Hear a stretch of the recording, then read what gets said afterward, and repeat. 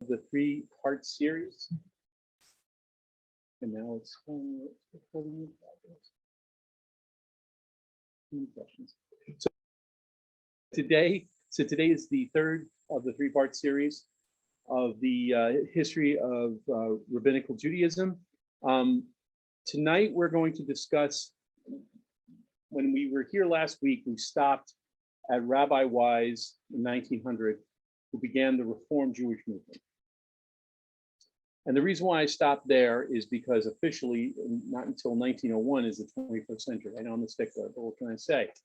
So at the end of the 19th century, Reform Judaism began as a way to Americanize, and I'm using my words here, this is Americanize Judaism. Up until this point, we were very separated, both because we had to for religious reasons in Europe, and in the United States, the idea of a, Italian American, a Jewish American, a German American was something that is totally unique to the United States of America. What Rabbi Wise does after 1900, he begins between 1900 and 1920, just before his death, in I think 1932, he starts to change the way Jews worship, to make it more American, and that is his words. So what happens is he begins to do things like build synagogues where if you go into an Orthodox synagogue today, there are two sets of seats and a wall down the middle called a mechitza in Yiddish, in Jewish. And that's a dividing wall. Men sit on one side, women sit on the other side. Men and women never sit next to each other, even if they're married. It is just the appropriate thing to do. We've been doing it now almost 2,000 years at this point. So what Rabbi Wise does is he decides he's going to make it look like an American church. So he makes it look like a church without a cross, except he had that Torah scroll that I showed you in the first class. And he also adds something that Jews do not do on the Sabbath, have music playing. He brings in an organ. He has people make musical accompaniments for prayer and for some of the prayers that we do before and after our main prayer service called the Amida, which we also talk about. So he modernizes Judaism. At first, the majority of Jews, both from Western Europe and Eastern Europe, were like, oh, this is different, but we're still acting like ourselves, right? So he continues this radical change to the point where he no longer has the prayer books, what we call a siddur, in Hebrew. It's now in English. And if you go into an Orthodox synagogue today, Hebrew is on the right. English is on the right, on the left, and you turn in the book this way. What everybody would say is backwards, but it's the right way because it's Hebrew. It's always right. Anyway, so what he does is he changes it all into English, adds hymns, takes some of the hymns from the Protestants, like Psalm 23 and other ones, changes the melody a little bit to make it more feel like it's whatever. And so far, everything's going along just fine. Then Rabbi Weiss and the Reform movement in the 20s starts to ordain women as rabbis. This is before the the Voting Rights Act in 1920 and all that good stuff. And that wasn't the problem for most religious Jews.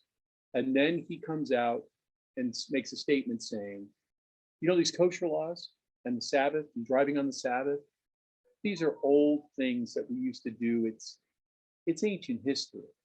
We're going to stop doing that. And that's the moment what we call the Orthodox movement begins. Around 1930, 1935, when I was a boy, this was called traditional Orthodox.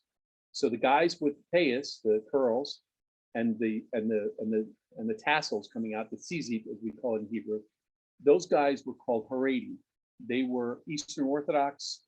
They had long, gigantic beards, and they looked like folks that just walked off the boat out of Poland. Traditional Orthodox, most of them, like my grandfather, were German and wanted to look like Germans, like European people.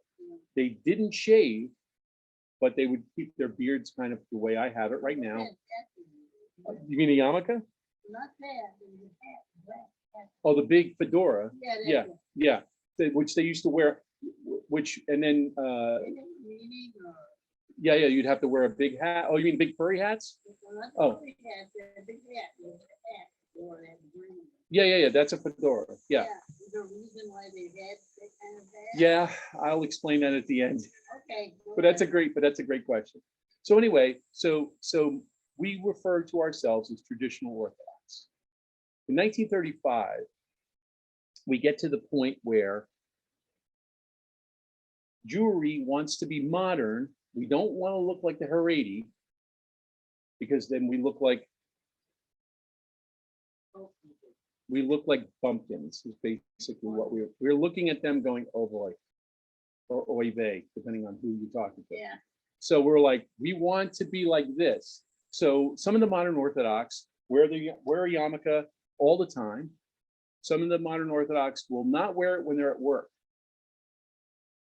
and will put it on when they come into the synagogue, or when they're going to pray, or when they're going to bless wine on the Sabbath, or like anything involving speaking in Hebrew, or you could just put a hat on. And some of my father was one of them. Man, looked like Ed Koch, bald. Dad never wanted to put a yarmulke on because it would slide off. You just put a hat on, like a trilby or a baseball hat, and that's kosher. That's official, by the way. Me saying it's kosher. But anyway, so modern Orthodox, what becomes now traditional Orthodoxy, becomes modern Orthodoxy. So in America now, because America is where we get all these different groups of Jews. You don't see it in Europe. You definitely don't see it in Russia and the Eastern Europe, because a Jew's a Jew. Are you a Jew? Yes. And as I said before, there are two, as far as my father's concerned, and as far as most other people, there are two kinds of Jews. There are good Jews and there are bad Jews. And the bad Jews drive on the Sabbath and eat pork, and the good Jews don't. And that's basically how it goes. But interestingly enough, the United States is a place where Jews start to break off and say, I agree with some of this, but I don't agree with all of it, so I'm going to do my thing. And enough people come together and they create these different sects. And it's the first time since the 900s that Jews suddenly go, instead of saying, are you a Jew? Yeah, I'm a Jew. To I'm conservative, I'm Reform, I'm Orthodox, I'm Haredi, I'm Lubavitcher. We'll get to the Lubavitchers, and all these different things. Or you could see them coming from a mile away, what you're looking at. Yeah. So this is what happens. And I made a joke that only in America could we have as many different types of Jews as we have different toppings on a pizza, except pineapple. If you eat pineapple, you're a bad Jew. I'm just letting all of you know this. So anyway, but I digress. So in 1935, modern Orthodoxy, or the OU, the Orthodox Union, solidifies and says, this is who we are. And now there's a separation, the Reform movement and now the Orthodox movement.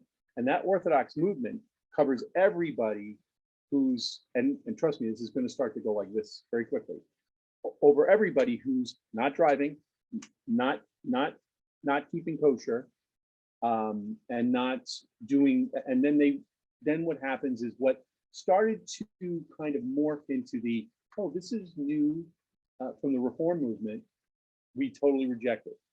So we went from having this one space in like the 1907s to 1915s to going right back to the old school Mechitza and two sections. And depending on whether you were modern Orthodox or you were more Eastern Orthodox in the way of like the Haredim, depended on how high the wall between the men's and the women was. So in my synagogue, when I was growing up as a kid, and in the synagogue I was part of, in the yeshiva I was part of in the Bronx, the mechitza came up to about, if I sat down, I could look. Well, you'd see heads. Yeah. But if you went into Brooklyn, to where the ultra Orthodox are, that thing is all the way to the sky, and only high enough. And the worst part, and you have to understand. So you don't play music. We don't play music on the Sabbath. That's work. Okay, that's totally a reform movement. But what happens is we focus more on our cantors, the guys who could sing like operatic singers. They're amazing. I've known quite a few of them, and I am not one of those guys. You do not want to hear me sing. And they made it low enough so the women could hear, but they couldn't see any of the things that are going on the bima, on the platform, on the dais. So this is how we started to know, this now larger umbrella of Orthodox union. And we use a word that we've never used before, union. We're a bunch of loosely connected people that don't want to have pork on a Friday night, is basically what happens. Now, what also happens when this whole thing devolves in Reform Judaism is that this shift goes from being, I'm trying to be a good religious person coming up on Friday nights and Saturdays to pray, to, hey, we really need to help those guys in the Bronx who are trying to create socialist Zionism and try to help them overthrow the government. And they become your pre-World War II hippies. They also start to press, they also start to join with what we used to call socialist Zionists. So in the Bronx, there's a large Jewish community that came from Russia, that many of them had to run under the Tsar. Because before the collapse of the imperial country and the start of the Soviet Union. So a lot of the Jews were run out, and most of them were reading Marx and Engels. And so those folks were not religious at all. They didn't care a pip about anything. And this reform movement goes, hi, we're America's new version of Judaism.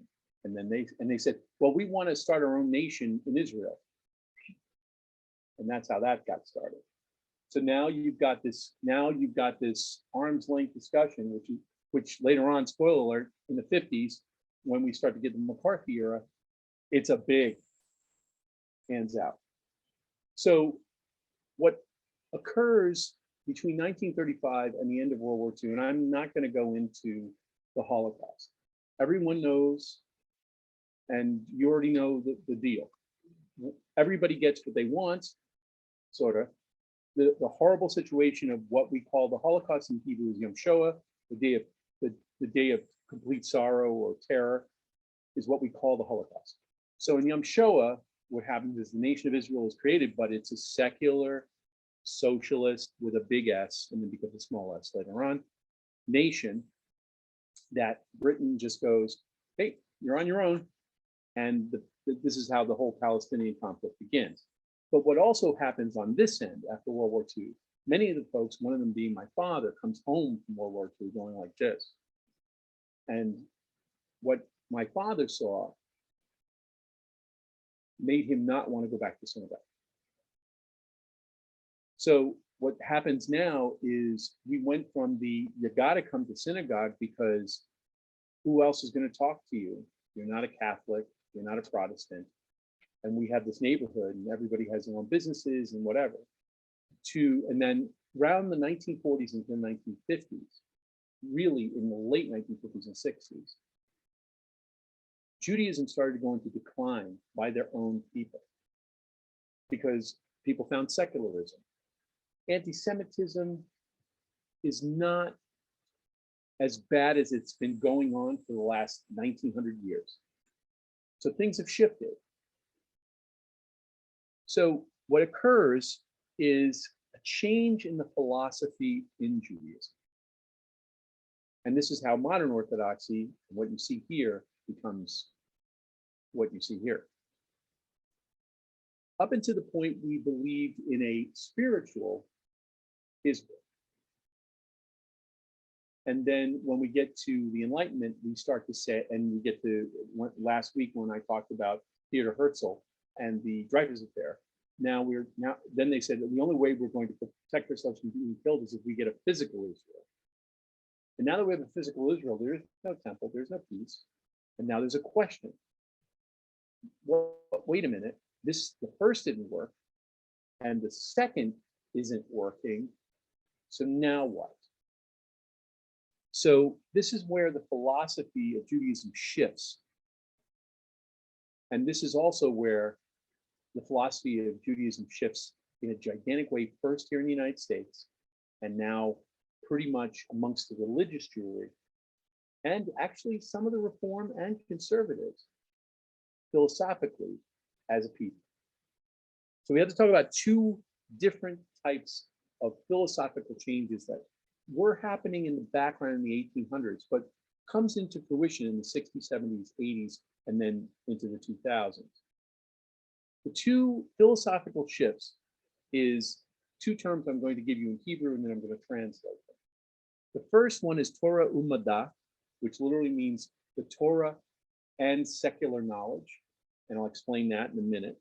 And the second is Tikkun Olam, which means, Tikkun means to repair, Olam means the earth or the universe, the world, to repair the world. So let's talk about Torah Umadah. Torah Umadah literally means Torah and secular knowledge. Its philosophy is found with a great book that was written in 1990, and I did not put it down on there because I'm a genius. The gentleman's name, may rest in peace, he just passed away in 2020, Rabbi Norman Lamm, last name spelled L-A-M-M like Mary. He writes, and unfortunately I have his book, but it's in my cabin in the snow. I don't know why I leave my books everywhere, I really don't. Anyway, it's a really decent book. It's 24 bucks on Amazon. I don't know, I didn't get a chance to ask her. I have a feeling that most of the books that I have in my house, and probably in your house, you're gonna have to bring over here. So, the name of the book is Torah, T-O-R-A-H, Umadah, U-M-A, double D as in Delta, A as in Apple. Rabbi Lamm is one of the greatest, or was one of the greatest, may rest in peace, philosopher, and actually we have a lot of examples with Maimonides and some of the commentaries in the Talmud that kind of touch on it, but he really solidifies it. And let me explain what this is. So we get stuck, the Jewish people get stuck in this point where we don't know where to go. If we get the nation of Israel, the Messiah is going to come. Nope, it didn't happen. It hasn't happened yet. And on April 5th, hopefully, if Elijah shows up in my house, I'll give you a call. But probably not. I've been opening that door since I was 6. So anyway, but Torah Umadah teaches that we need to apply the Torah and also understand that as we learn through science, technology, and all things that matures us as a nation, we have to be able to apply both equally. So how do we do that, right? So I'm going to use a really bad example, but here it is. So an example of Torah Umadah, which I'm going to use this terrible example, but here we go, is this. On Sabbath, before, I would say 1950, you couldn't make coffee on the Sabbath. You had to turn the fire on, boil the water, percolate it. So now I have this thing called Mr. Coffee. Thank you. I can't think of the guy's name, so I know the baseball player. And I could set the timer on Friday, and it will go off by itself. That is an example, terrible one, of Torah Umadah. I can apply the Torah and still be consistent and not look like the Amish. No disrespect to the Amish and the Mennonites, but this is not the answer. So when we look at social justice, or when we look at how we treat our neighbors regardless of their religious beliefs, we have to apply that philosophy. And Rabbi Lum lays it out, and don't forget, he wrote it in 1990. He hadn't even seen Google and Facebook and Twitter and all that other good stuff. But he said, here it comes. So we need to be able to place the Torah in a place, because so there's a belief, and it's now even a stronger belief, that the Torah is eternal. It is our interaction with it that allows us to live good lives, lives that are full of leadership, and lives where we create peace in the world. So that's the first aspect. The other one, Tikkun Olam, is something that, and I'm trying to remember, I'm looking at my own notes here. Yes. So in the Mishnah, in Gittin, book 4, verses 2 through 9, this is a Talmudic section in the Talmud, that 60-book thing that I brought up to you guys. Says that it's in reference to how to, during a divorce, how when you're divorcing your wife, that you repair whatever relationship and allow her to live her life, remarry and so forth. We move that concept into a much more modern idea that first modern Orthodox Jews were talking about. And when we get to the Lubavitcher or ultra Orthodox, they take it onto a whole new level. So the answer to the argument of where is the Messianic age as Jews, here's the nation of Israel, where's the temple? Why is there no world peace? Because in Judaism versus, say, Christianity says salvation comes from the sacrifice of Jesus. In Judaism, it's God made the world perfect. Man screwed it up. Man's got to fix it. You made the mess, you clean it up. And that's what Tikkun Olam is. Tikkun Olam says we don't have the Messianic age because we have not repaired the world enough to fix the problem. And there's a section in the 5 books of Moses in Deuteronomy, which lays this out in very, very stark detail. And I don't have this in my notes, but I remember in chapter 30 of Deuteronomy, verses 11 through 19, Moses is about to die, and he keeps dying for 4 chapters, which I find amazing. It just shows how Jewish he was. One of the things he says, he has the nation of Israel split into 6 and 6 groups, each tribe of the 12 tribes.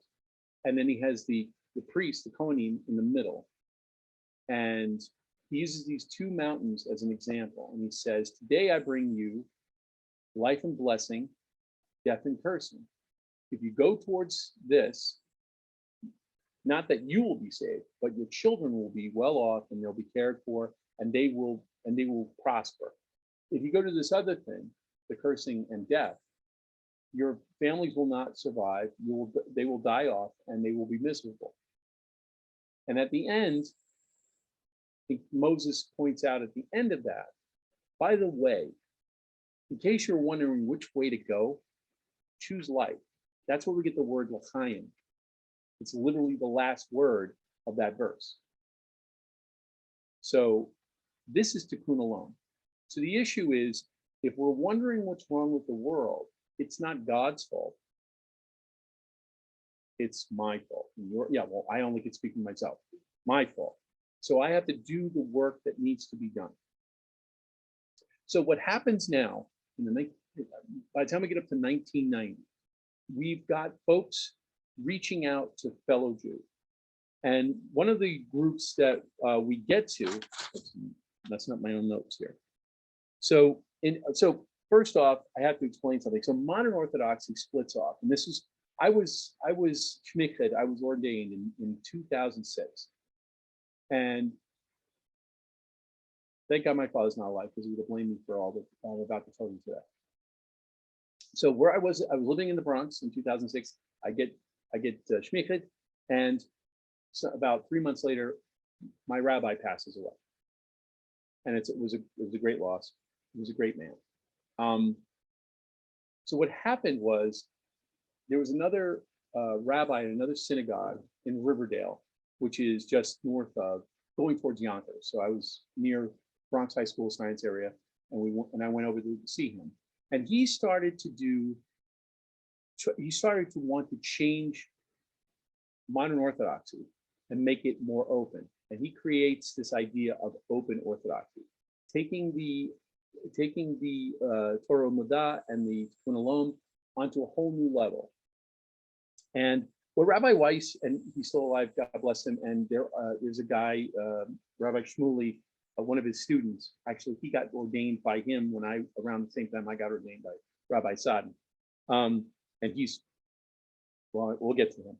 But he wanted to modernize the movement. So Rabbi Weiss decided he was going to, so in the Talmud, there are examples, multiple examples of when rabbis were away on business, that their wives, the Rebbetzin, would teach the students. So within the Talmud, there's a pre-section that basically indicates that if you walk up and corner the biggest bearded rabbi in a room and say, "Can a woman teach men the Talmud?" He'd go, "Well, there's a couple of examples, but he can't say no." And so Rabbi Weiss goes, "I've got an idea. Instead of making women rabbis, he decides he's going to create a new section, and he uses the feminine word for rabbi, rabbah, and he ordains 3 women, 3 very Orthodox women.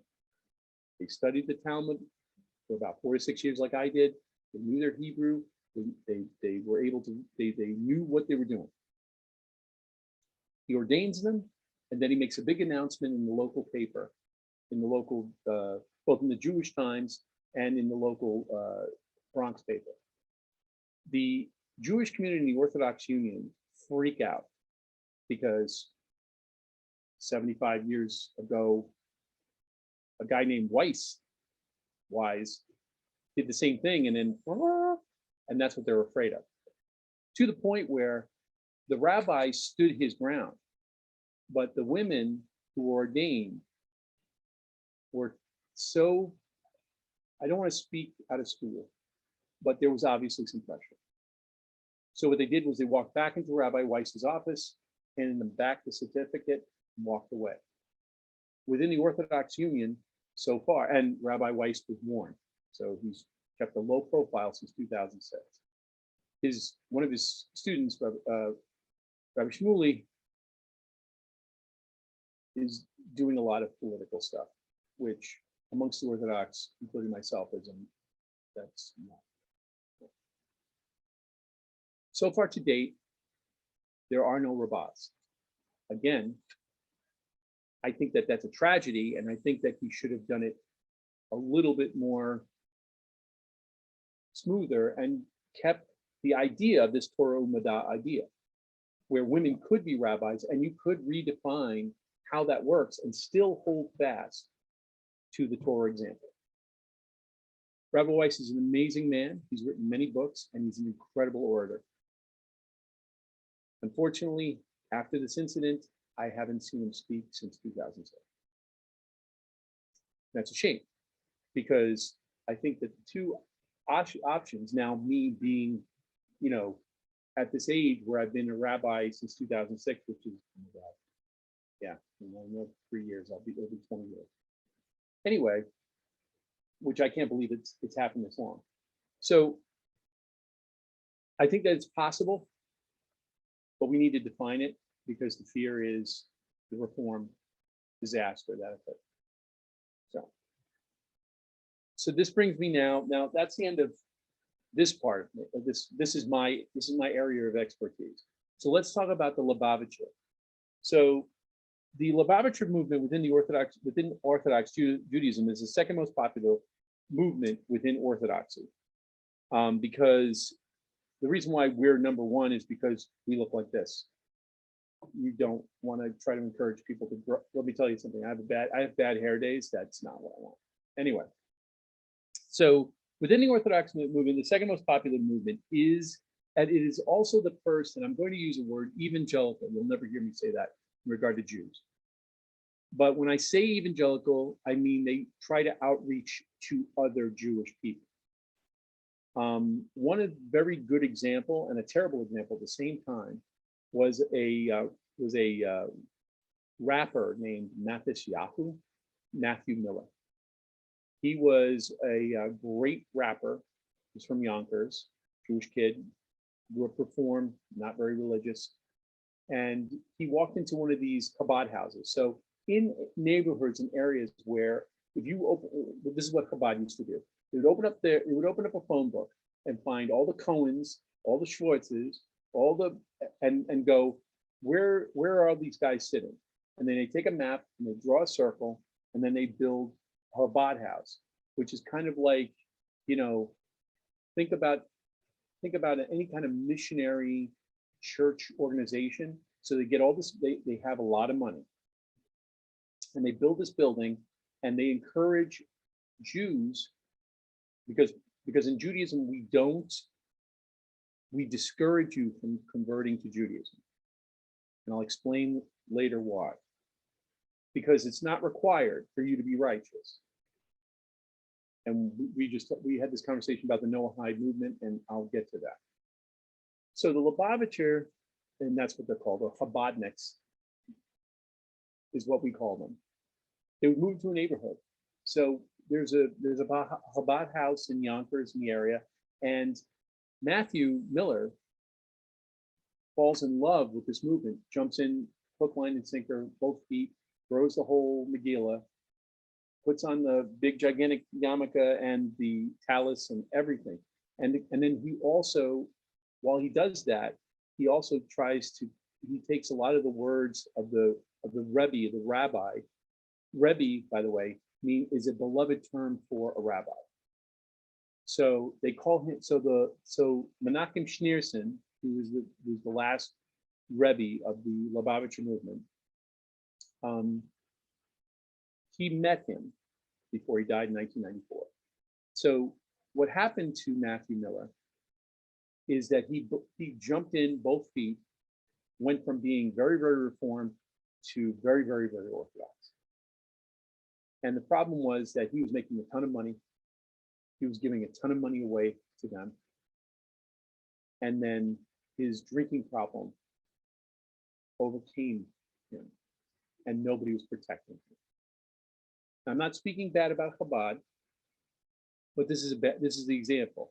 They get you in, but they don't allow you to grow as a person. And the other issue is, and this is the part as a modern Orthodox Jewish person,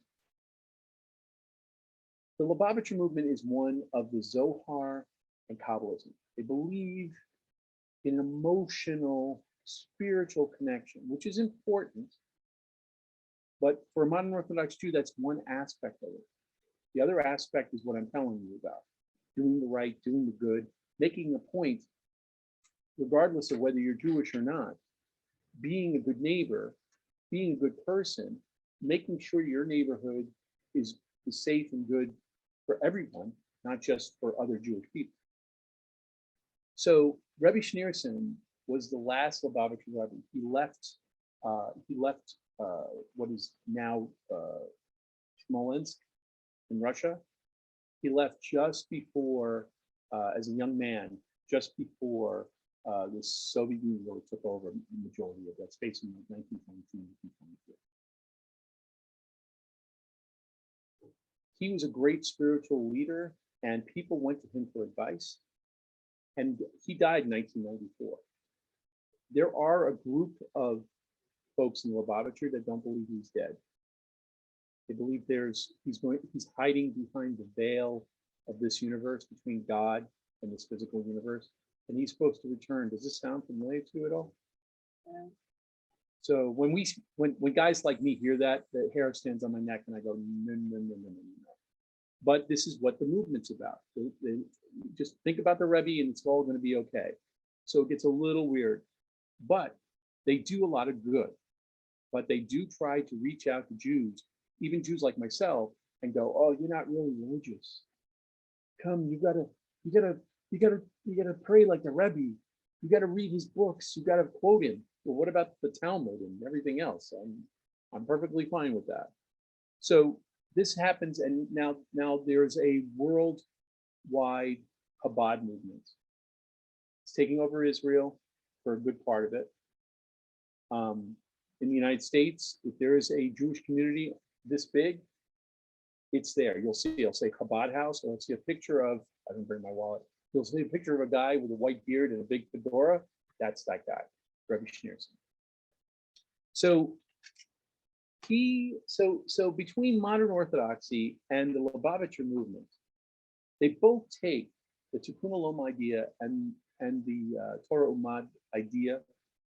Chabad doesn't go as far with the Torah Umad. They do radio podcasts and stuff like that, but they're not doing like what we do in more on Facebook and so forth. So, but they are reaching out to Jews, and they are reaching out to Jews in Israel and here, and in Australia and in all of Europe. And now one of the largest Chabad groups are in Moscow, in Russia, because there's a whole set of Jewish people who were Russian that only knew that they were Jews because it's stamped in their passport. So by the fall of the Soviet Union, they were, the only reason why they knew they were Jewish because it said so. So those folks are being outreach to, and they have a good relationship at this point with the Russian government. And from the last time I saw Russia Today and some of the Israeli TVs, the chief rabbi in Moscow is a Chabad leader. So, and that's it. So we have these two groups, the extreme, and then me more in the middle. So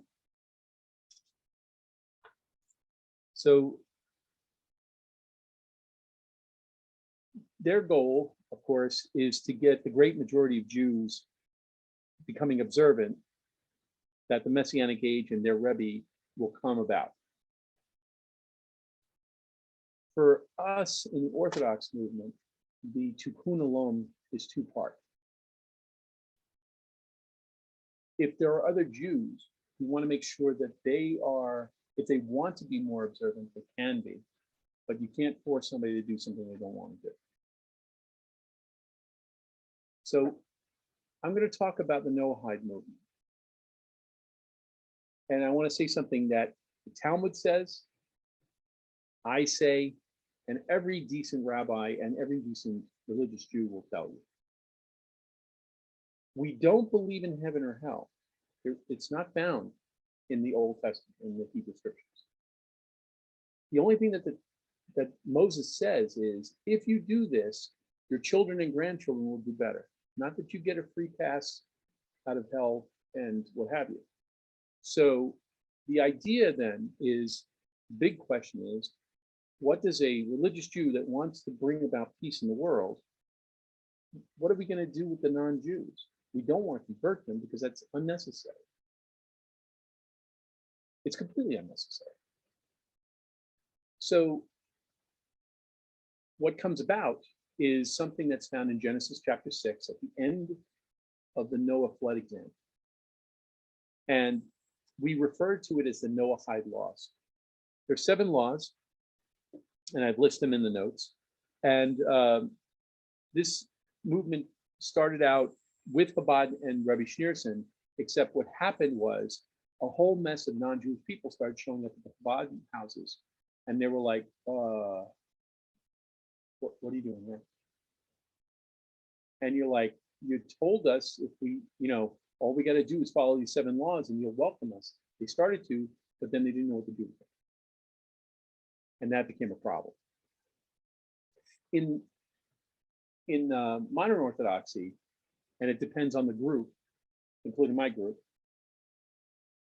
we welcome the Noahide in, and I'll talk about the laws in a second. And some of the modern Orthodox synagogues, including many of the ones that I'm and manage across the United States, depending on how they're feeling, how comfortable they are with that. Welcome them in, let them become members, let them read from the Torah, because usually if you read from the Torah, you're supposed to be Jewish. Although the Torah nor the Talmud says any of that sort of thing. So the biggest fear for Chabad is that they will have more non-Jewish people than Jewish people. And they feel that if they do that, it defeats the purpose of their calling, because their primary calling is to evangelize to Jews. But Tikkun Olam says, I get to make everything right. So if you as a non-Jewish person walked into a synagogue and said, I want to be Jewish, I'm willing to do whatever it is, you're going to give me a circumcision, let's go for it.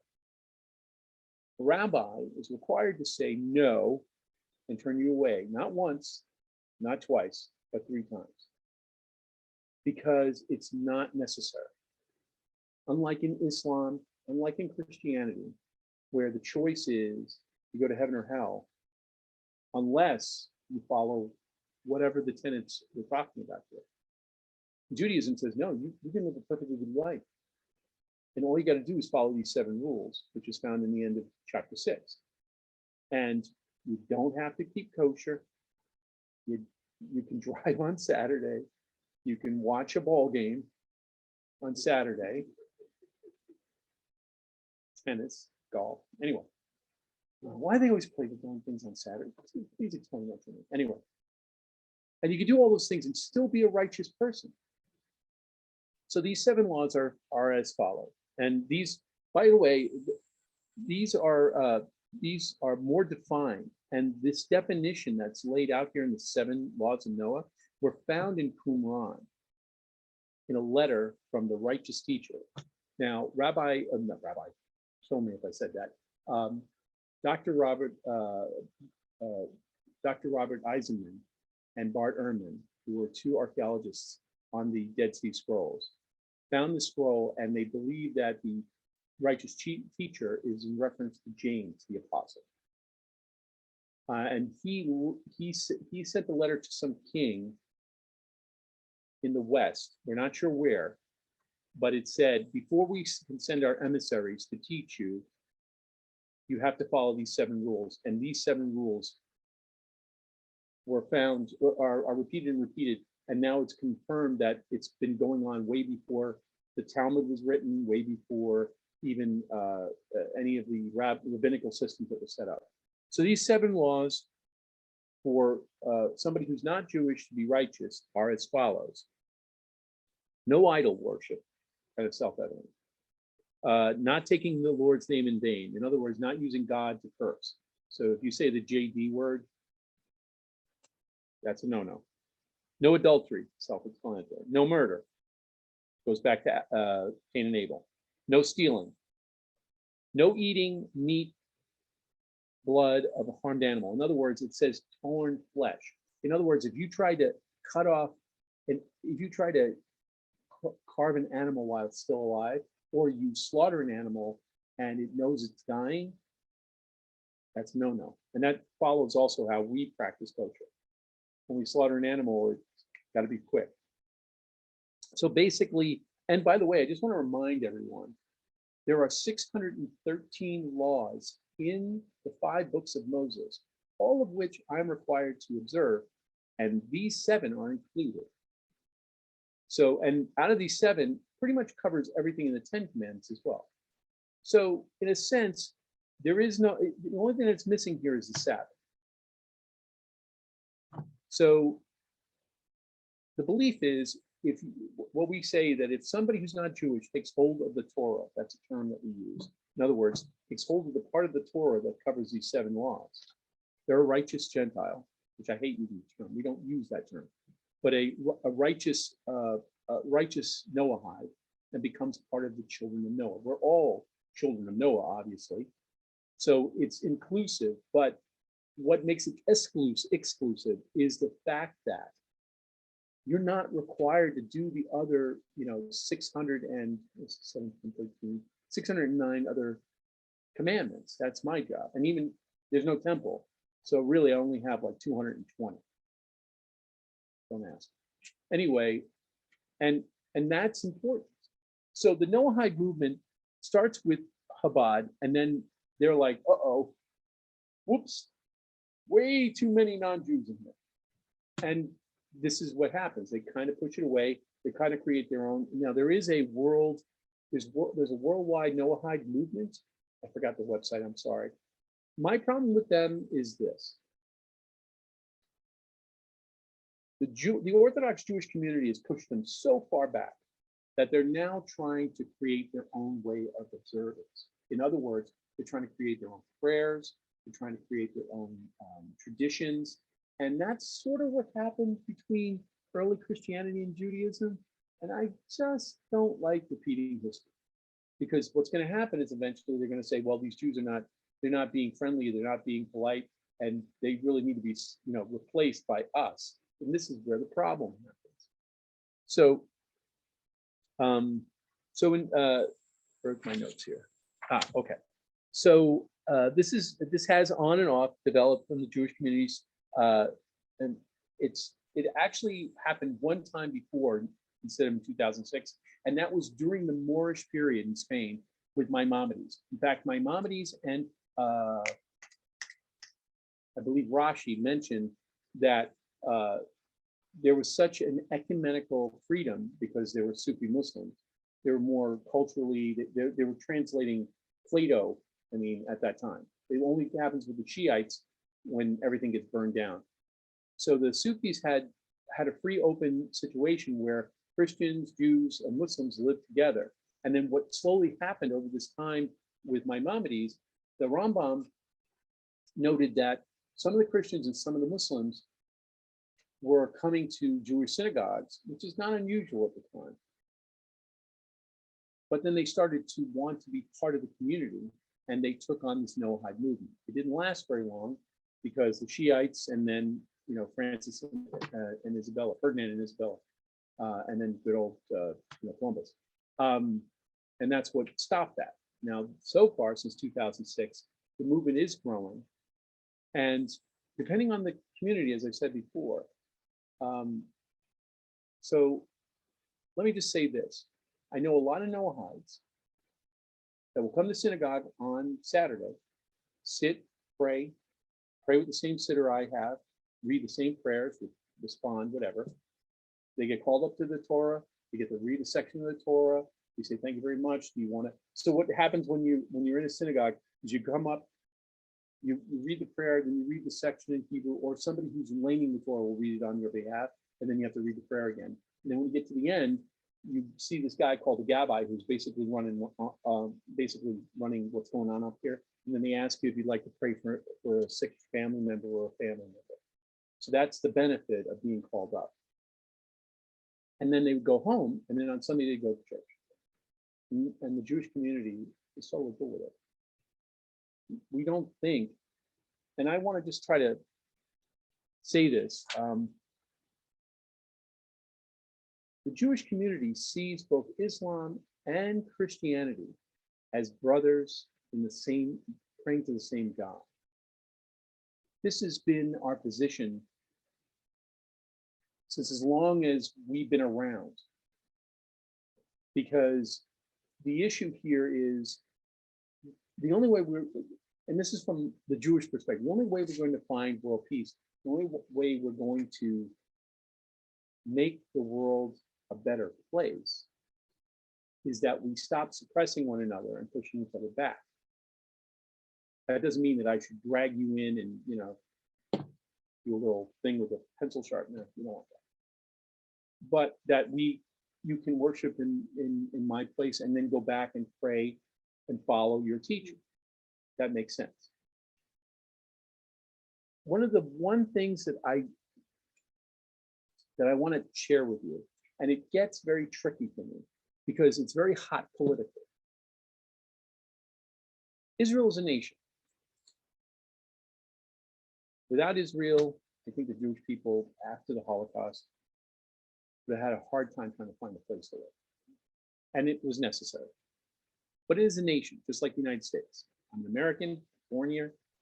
I fought honorably in the United States Navy for 8 years, and I love this country. But I don't necessarily like the people who run our country, depending on the year and the week. You're not, I know. But that doesn't make me anti-American. But the problem is that if you say anything bad about what Israel is doing, even if you say, I don't like the way the government is being run, you're considered an anti-Semite even when you're wearing one of these. So I just want to be clear about that. We tried to do the let's be spiritually Jewish and be a Jewish nation. That didn't work. Then we finally got the land of Palestine and made it Israel. Temple's not built. The Messiah, depending on who you're talking to, is not here. And we still have wars. I believe, and I'm speaking only for myself, that Jews and non-Jews, whether they're Muslim, Christian, or whatever, it's important that we fix each other, ourselves first, and try to be good neighbors. I think it's more important than a little isthmus in the Mediterranean called Israel. It's a country. It's got problems. And I don't agree with a lot of what they do. And I don't think it's very Jewish, and I don't think it's very kind. So I want you to know that the goal is one that we can achieve if we can come together and understand that we're one race, and that race is human, and that suppressing either one of us and not learning about each other is the goal. I think it's been the goal for Judaism since the destruction of the first temple, when they came back with the Torah. And now we're in the second Babylonian captivity that has not lasted 70 years, but now has lasted 2,203 years. And I think that that is the goal. I think hopefully we're all learning that. And I'm hoping that us walking through this 2,000-year class in 3 weeks, we can get to learn more from each other. So I just want to thank everybody. Does anybody have any questions? I just want to ask my students. Yeah, bye. Great job with these. I just watched a class from a public library on Zoom from hundreds of miles away, and you explained to me everything from the 1900s till now, which was great because I always assumed, like, real quick, I could go on forever, No, I just wanted to see if I did it in 45 minutes. I was just impressed. Sorry, I was like, wait a minute, how long did this take me? Sorry about that. But all I'm saying is that I always thought that Judaism was worried about who they attracted, right? And you explained all that in a very good way that was far different from what I heard from being a part of other Noahide groups. And Right. what I found lacking was the understanding and scholarship a little bit. It could have been the group that I was with, because there's many different kinds of groups of those. Sure. And I really appreciate you. Like you pushed people over and you gave me a seat to sit down as a non-Jew to learn and to experience scholarship and all these wonderful things that I really enjoy that have improved my life. So it's fairly easy for me to, follow the 7, because I was already doing that, maybe by chance or accident or by my moral based beliefs and values and guiding principles. So you made a seat for me, and to be able to hear a lecture like this from a public library hundreds of miles away is pretty amazing that you would put forth the effort to put all this together and do it on your own time. That's very meaningful. So thank you. This is very educational, and I respect you a lot. And this is why I show up sometimes when I can. I completely appreciate that. Yeah. I just want to just quickly allow some of the folks here sitting in the library if they have any questions. You guys have any questions? Oh, the hat. Okay, hold on for a second. I have to grab the hat for visual Oh, you point. got that? Of course, I've got the hat. Sorry. Every time you graduate, when you graduate from rabbinical school, they got to give you the whole kit. It's like Oh, if you're in the really? military. No. Okay.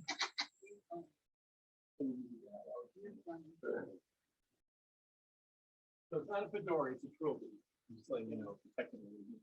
So the reason for this, and the reason why Jews wear, well, if you go into an Orthodox synagogue, Like Disney. yeah, of course. Yeah, like a Or fedora. it's Well, feathers, you yeah, get I'm missing the, I know. No, but Somebody that else was- told me was that. My dad. Oh, He yeah. had feathers. No, well, the bigger one is called a fedora, the big ones. Yeah, that's. Yeah, pretty that, I great. don't, my head's already checking. Anyway, you ever notice, when some of the Orthodox, you ever see Orthodox Jews pray, they pull this Yeah, thing over shawl their over their head, right, yeah. the talus over their head, and they're sitting there doing this. So the reason is that if you read through Leviticus, it says this is what the chief priest is supposed to have. They're supposed to have a covering on their head, they have to have a crown, and then they have, Yeah, and that's why. So if somebody's last name is Cohen, Katz, Khan, they're part of the priestly order. Their last name says that they're a priest. Levi, like the jeans, mhm. those are all Cohen. They're all priests. So do people like these? Levi Strauss did, but they're two Jews actually. Yeah, of course. They're So kosher. Strauss is a Jewish thing. Yeah, Strauss is a Jewish name. They make good jeans. They're both Cohens. That's why. I'm Anyway. going odd guys by God. No, I think they're Lutheran. Oh, really? Right, that's fine. But yeah, so that's why. So it's basically, instead of putting a turban on your head, they're using the modern version of it. Well, that's- So they're putting a crown and then they're putting the cloth, then they're well, putting cloth on. realistic, the sermon will be like. Yeah, that's a lot of work. That's too much for even me. I wouldn't even do it. And I'm not a Cohen. Thank God. Fiddler on the Roof. How accurate is Fiddler on the Roof? Oh, I know It is- people that- It is fairly accurate for the guy who's like sitting there and he's doing this. That's Haredi. Those are the ultra Orthodox. So what they're singing and what they're thinking about, how they're talking, how they describe, all you got to do is really, really wish for it, and God will get it to you. It speaks to, like that whole song, "If I Were a Rich Man." Yeah, Well, there's a lot of reasons why he's singing that song, but the main reason is that their belief is that poverty, and I'm trying to be polite, that poverty is something that strengthens you, but it's not supposed to be your natural status. And this is the reason why my grandmother and my on both sides said, make sure you marry a doctor or a lawyer. And that's the difference between the Fiddle on the Roof idea going, I gotta be rich, I gotta be rich. Well, why don't you go to medical school? Would have been my father's response. But yeah. As far as ultra orthodoxy, yes. That whole spiritual Zoharian, I mean, that's my word. The Kabbalah, the idea that the spiritual realm is tempting you, and you don't have much control in it except to be close to God. Now, that's fine and fair. I'm not going to judge you. That's not my place. I'm not God, thank God. Thank God. Thank God I'm not God. But there's a certain amount of responsibility, which brings us back to Kun Olam. You broke it, you fix it. Even though you didn't break it, your family member of 5 generations broke it, you're still responsible for it. And that's the rule. So, but yeah. Anybody else? Does anybody online have any questions? Yeah, they're there. They're gonna see me in August.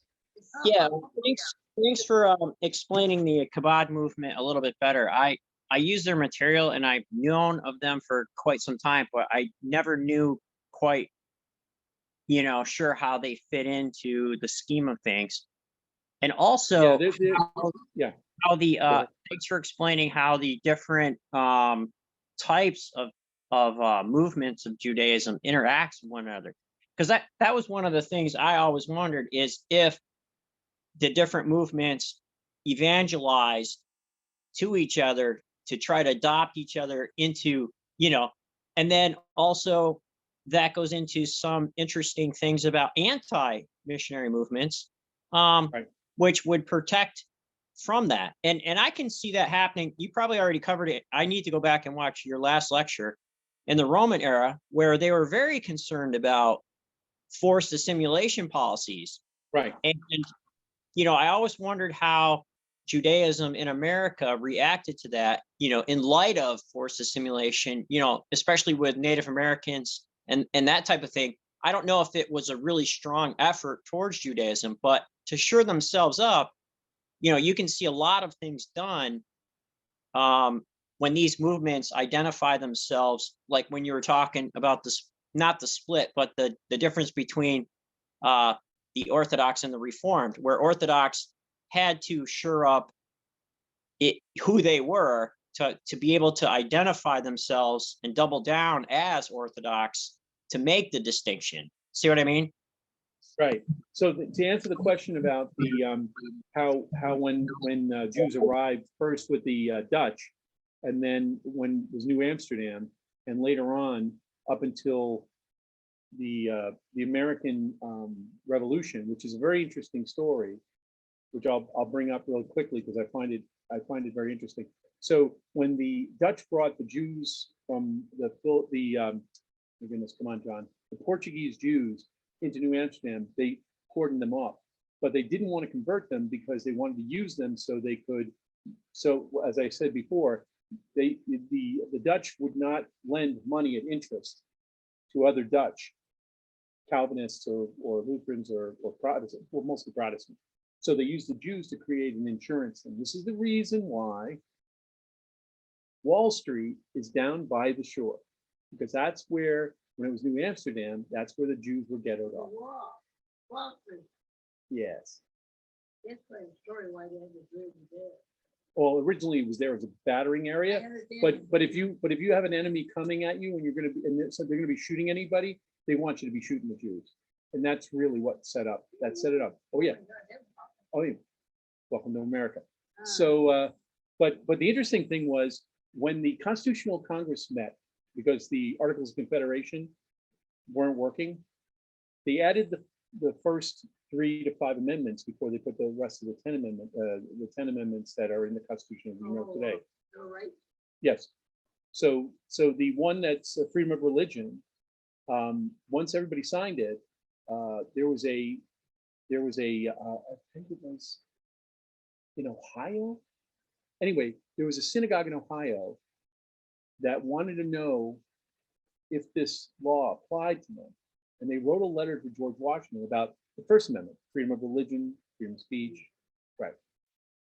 And George Washington wrote this very long, beautiful letter, which defines what freedom of religion is based on the Constitution from that letter. So and I look it up. It's Washington's letter to I think it's the Truro Synagogue. It's in the archives. You can see the letter online. I believe it's in Ohio. I believe. No, I don't know. That's a good question. But the letter is interesting for 2 reasons. One, I'm a Freemason, so George Washington's like a hero of mine. Second of all, oh yeah, my dad, my grandfather, my great-grandfather, my great-great-grandfather. Do you know what? Do you know why? Because Freemasonry doesn't require a religious belief. They just require that you believe in God. Not that I didn't believe it did it, but where we were, he did what he did. Yeah. Well, it's the only fraternity in the world that accepted Jews. But the technical thing is where we lived, right? They didn't hit them. Yeah. Yeah. They didn't live in we lived in the Central Square. Yeah. And so, yeah. People lived there, but just didn't in the group. That's interesting because Camden Lodge is right over here. Yeah. I'm the chaplain. They had people living there, but yeah. Yeah. Well, because nobody did outreach, and that's the problem. Yeah. Right. Yeah. No, I understand. Yeah. It's and my father's lodge, which I joined back in the 90s, was primarily Jewish. They're both mostly. They were, the reason why I'm laughing is because now you're going to understand why I'm laughing. So the lodge that I belonged to when I was made a member, and my dad was part of, half of them were Jewish, and the other half of them were Lutheran. And the ones that were Jewish were all defense attorneys, and all the Lutheran ones were all police officers. Oh, nice room. Oh yeah, no, nobody ever got a ticket leaving that place. We'd be 3 sheets to the wind driving home, and nobody would touch us. But you think into that, your children had to be really. Yeah. You know, it's like, oh my God. Yeah, you they know, had to yeah, copy you do the not. lawyer. Yeah, God forbid if I ever got pulled over by, but most of these guys were like lieutenants and captains and stuff Oh like my that. God. Yeah. I just thought that was fun. But anyway, that was in Queens when I was growing up. Anyway, so anybody else have any other questions? Any comments? Oh, yes. Yes, ma'am. Holiday. Yes, comment. The holiday, I know that they Hanukkah, they compare it to our Christmas, but it's not really, you know. Well, no, And it's they get presents. and stuff like that. yeah. We for They always eight. say that they get it for a whole week. No, we get it for 8 one days. day. We get it for 8 days. Yeah, 8 days, and I wonder what, explain what it's about. Oh, Hanukkah? Sure. Why did it get started? And when did Oh, it get started? that's a great question. I don't, why it get started? Do we know about? Oh, well, it? because it was because of the Greeks, and I'll tell you why. So there's a book in if you have a Catholic Bible. And is it the dreidel? Yeah, the dreidels. Yeah, I'm going to explain. So if you have a Catholic Bible, there's a section between the Hebrew scriptures and the Christian scriptures called the Apocrypha. There's 3 books in there called the Book of Maccabees, the first book of Maccabees, second book of Maccabees, third book of Maccabees. In the third book of Maccabees talks about the miracle of the 8 days. So what happens is Ptolemy in Egypt, Ptolemy was the guy who took over after Alexander the Great died. No, he wasn't. And what happened was we kind of had this conversation earlier, Hellenism. So he decides we're going to Hellenize everywhere. Everybody's going to be Greek, including the Judeans in Judea. So what does he do? He and an army walk into Israel, take a statue of Zeus, jam it in the temple, and then he slaughters the favorite animal of Zeus, a pig, in the temple. Oh, God. So they were trying to prevent Jewish children from learning Hebrew, but they didn't mind gambling. So that's the Greeks for you. What do you want me to tell you? I know. So what they did was to trick the Hellenists that they were learning Hebrew. They would spin it around, and there's all these Hebrew letters, and they would learn most of the letters. Right. Right, and then depending on the letter, they would collect money. So they would think that they were gambling, not learning Hebrew. And that's what the dreidel all about. So the 8 nights of Hanukkah, so what happens is the Judeans, the Maccabeans, that's Judas Maccabee. Maccabee means hammer in Hebrew. So the Maccabees, the hammers, ran the Greeks out. And they cleaned up the temple, cleaned all the blood, and you have to wait 8 days before you can start sacrificing because it's unclean for 8 days. But they were afraid that the Greeks were going to come back and sneak in at night and try to kill them. So they had the menorah, which has 7 candelabras, little things. And so, but they only had enough oil for 1 night. So it says the book of Maccabees, number 3. And so the book of Maccabees, number 3 said that God protected the Maccabees by making that 1 night of oil last for 8 nights. And that's how Hanukkah gets started. Now, unfortunately, what people forget is if you read in the first book of Maccabees, the reason why the Greeks didn't come back is because Judas Maccabeus made a deal with this new group of people that were just coming up called the Romans and made friends with the Romans. So when the destruction of the temple comes in 70 AD, it's due to the fact that people were reading the third book of Maccabees, but not remembering when you rout the Romans, who's going to back you up when they come back? And that's what caused that. So that's the reason why the book of Maccabees is you can walk into a synagogue. I challenge you. I'll give you $20 if you find it. Go from the basement to the roof, and you show me the book of Maccabees in the synagogue. Any synagogue you like. It doesn't exist. Do you know why? Because when we codified the other books besides the 5 books of Moses, we threw it out because that's what caused the destruction of the temple. You know what brought it back? Queen Victoria. Oh, yeah. You know why? Hmm. Guess what? Queen Victoria is now empress of the whole world. Whatever queen does, it's going to get popular everywhere. So what does her husband do? He brings in an old Nordic practice of bringing a Christmas tree in. Albert. Yeah, King. Yeah, who's not in a can. I know. I made that call. I did. My father hated me for it. Anyway, so Prince Albert brought in the Tannenbaum into his house. It was a big uproar. Everybody was, oh my God, what is this? And so it got very, very popular to the point where good Jewish children and boys were going, I want a Christmas tree too. And they're like, oh, this is not going to work. You know. Now, when Reformed Jews bring in a Christmas tree, we call it a Hanukkah bush. That's the joke. So, but that's the reason. That's what got people to start celebrating Hanukkah. Because to remind, it's basically to bribe children to learn the stories. I'm serious. Why gifts? Well, no, like, I know they. Explain to me when Jesus is born, why do other people get presents? I'm trying to figure that one out. Well, because they get gifts to Jesus. You can't give it to Jesus. Well, we can't give it to the Maccabees. No, it's a symbol. Well, same here. It was just we're bribing our children, telling them that Judaism is better than a Christmas tree. That's basically what we're doing. No, so here's that. Like when the three wise men came, they gave gifts. Yeah, I know. And that's what the main Yeah. thing is, that they gave gifts. Yeah, they gave So gifts to we the give kid. They gave gifts to Jesus, not to your children. No, but they give, the wise men came and they gave Yeah, gifts. yeah, And you give your best.